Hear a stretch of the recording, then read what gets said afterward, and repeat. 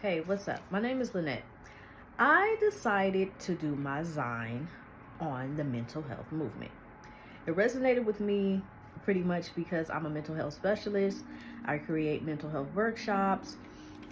We do a lot of mental health activities with my clients, and I just wanted to know a little bit more about the history and the origins of it and where it began, because I just got into this field and just kind of started from where I started from.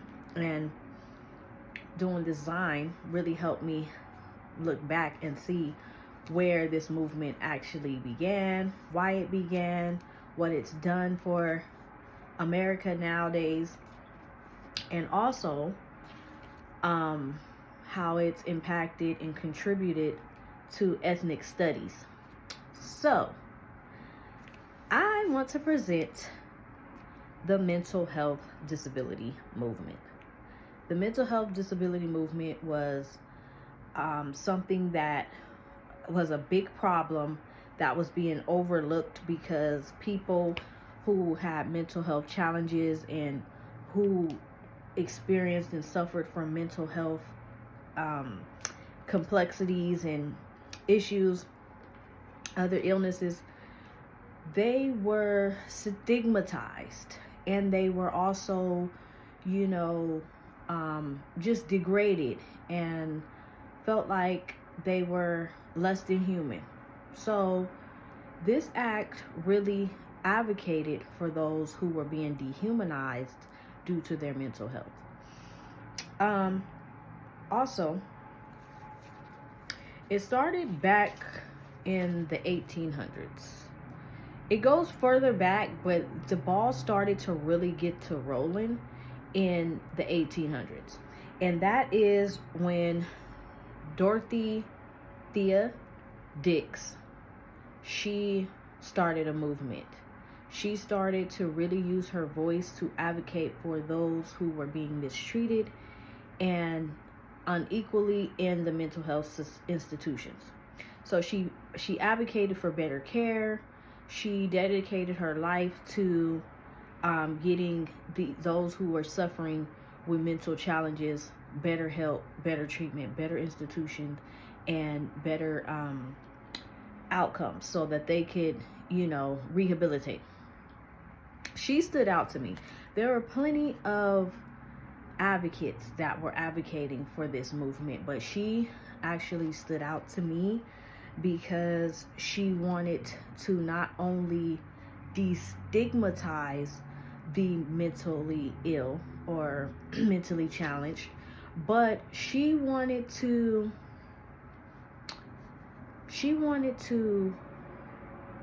make their living conditions better. She wanted to, they were treating these people barbaric, like animals. So they were people who were inside of the mental asylums, and they talked about how bad the treatment was.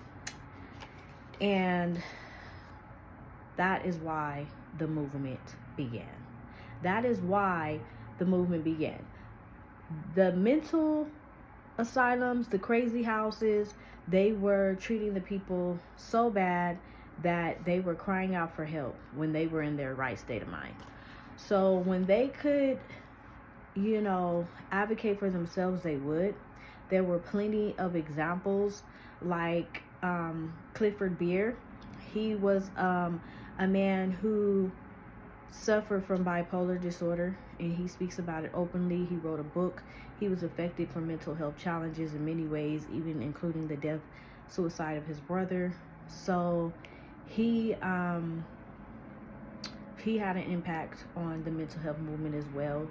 So there were many people, but that is primarily why, because they were getting treated like animals.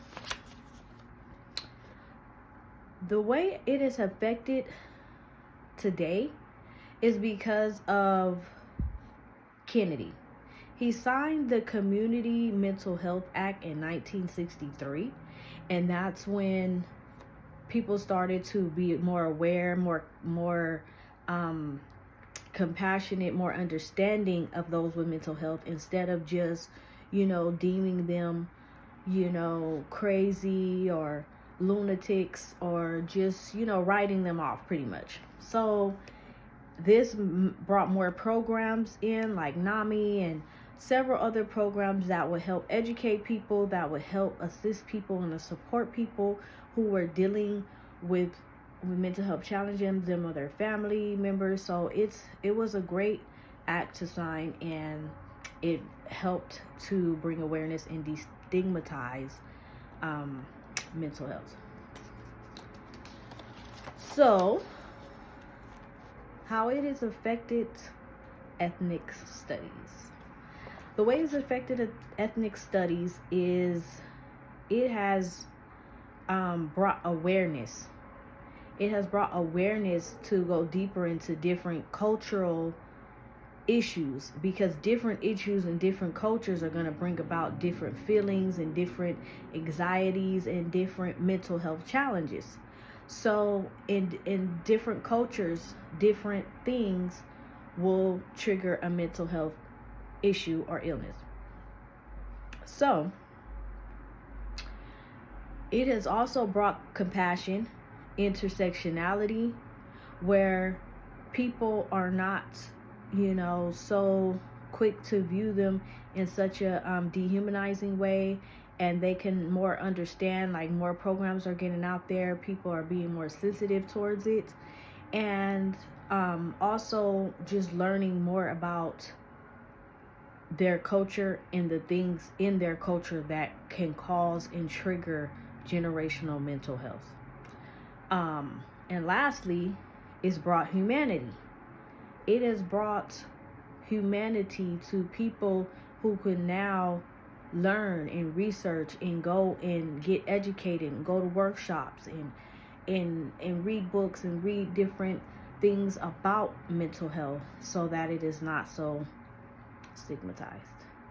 So this is my Zine, and I'm glad I did this. It was really a great thing to do.